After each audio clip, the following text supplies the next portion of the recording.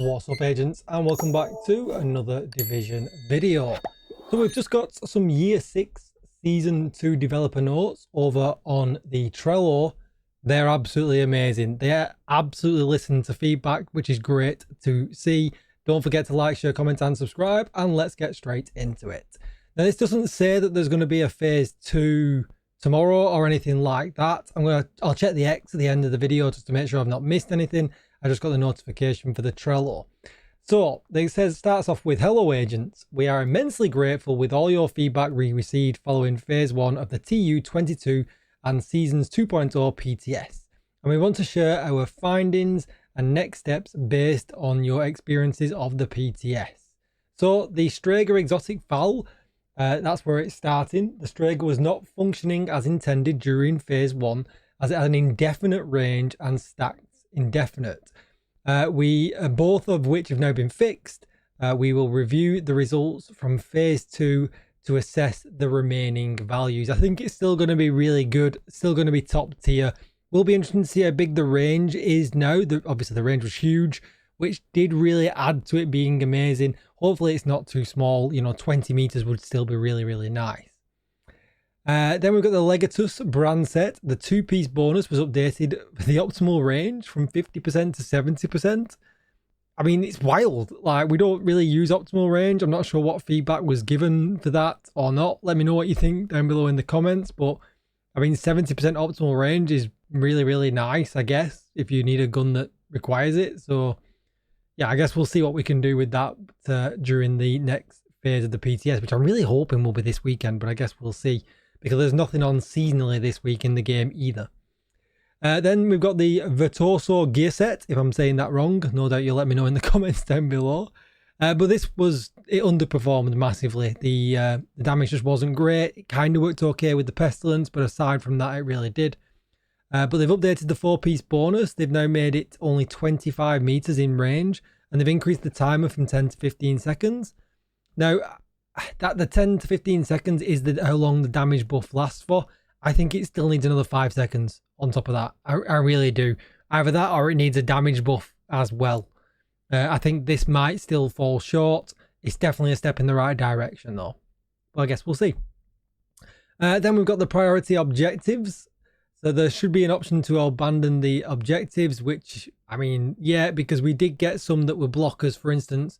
If I can't remember what it's called, but if you get the block at the campus, for instance, to the Black Tusker taking over, you could get a priority objective that would be like, do that. And if there was no invasion in that area that week, you would be blocked. So they implemented an abandon feature to the priority objectives as a way for you to skip activities you're not interested in.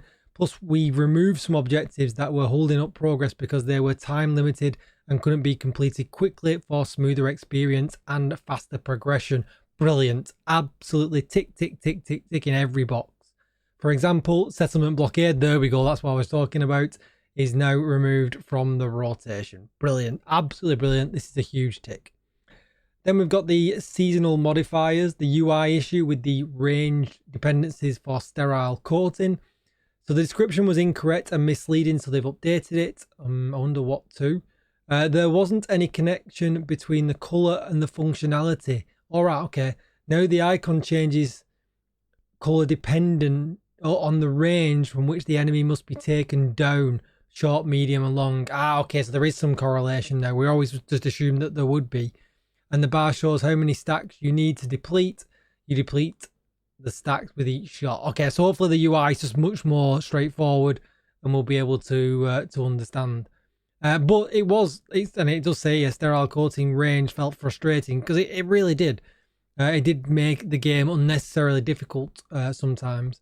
We're aware that sterile coating is the most abundant modifier globally. That is true. As you already noticed, this is due to the fact that common enemies are most likely to have it equipped. Unfortunately, we do not have a limit on how many members of a fire team can have the same modifier equipped at once. However, we will take the following actions. Remove the eligibility for sterile from a couple of common enemies, such as the Black Tusker Assault and Thrower, okay, and assign them to the more scarcer modifier. Scurrier? I'm not sure what they're saying there. Modifier like master or none. Oh, right, okay.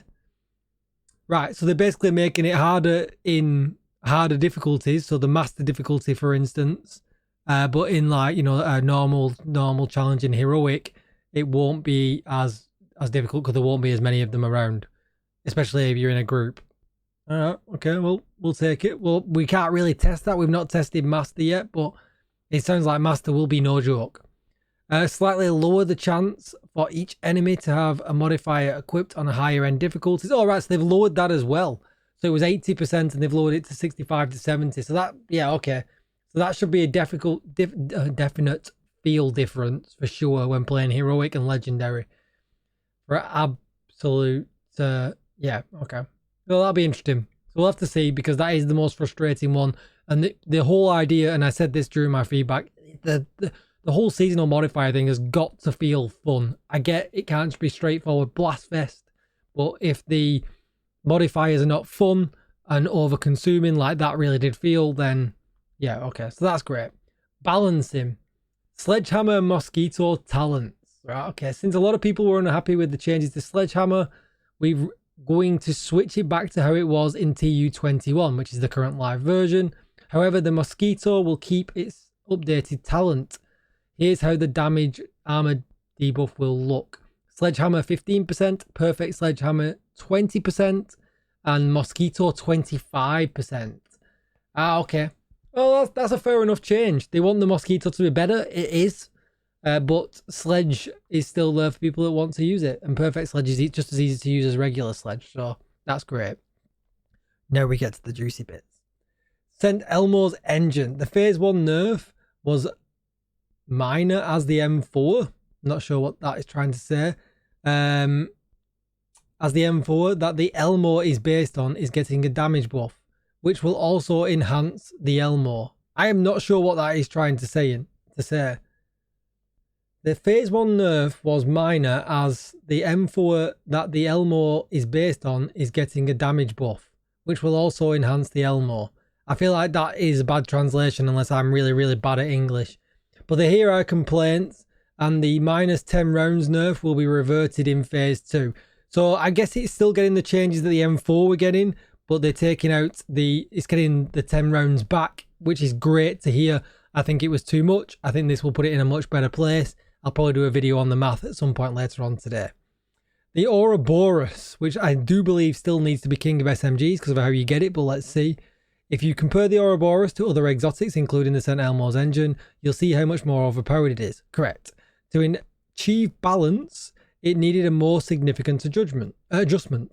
Similar to the St. Elmo's engine, the minus 10 rounds nerf will be reverted in Phase 2. The rate of fire was also adjusted following Phase 1 from 1275 to 1250. That sounds better to me.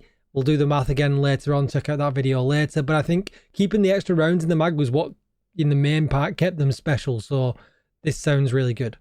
Obliterate, we agreed dropping it from 25 to 17. Stack is too much of a nerf. We're going to adjust it to the max stacks to 20. It sounds better. Definitely sounds better. Good to see. Can't wait to test that as well. And then we've got the strikers changes. We saw a few mentions of players being happy with the strikers changes, and we need to mention that only the backpack was changed, correct? The main functionality of the 4-piece is still there and just as powerful, yeah. In Phase 2, the value of the backpack will be brought from 0.85 to 0.90. I think that's probably fair, right? But what they are omitting from that is that you are sacrificing the backpack slot. So, yes, all right, you're enhancing strikers, but you are sacrificing having a talent. You are sacrificing having a brand set. You are sacrificing having an exotic. So I think the 0.85 was drastic, but 0.9, I'll do the math on it. I think probably in a much better place. So yeah, good changes throughout. It doesn't mention when the change, when we're going to get the PTS at all. But let me just very quickly check. I can't talk. Definitely like this video for me not being able to talk. Yeah, no changes in the X yet, so who knows. But let's get this video out. Thank you for watching. Don't forget to like, share, comment and subscribe. Let me know what you think in the comments down below. Goodbye.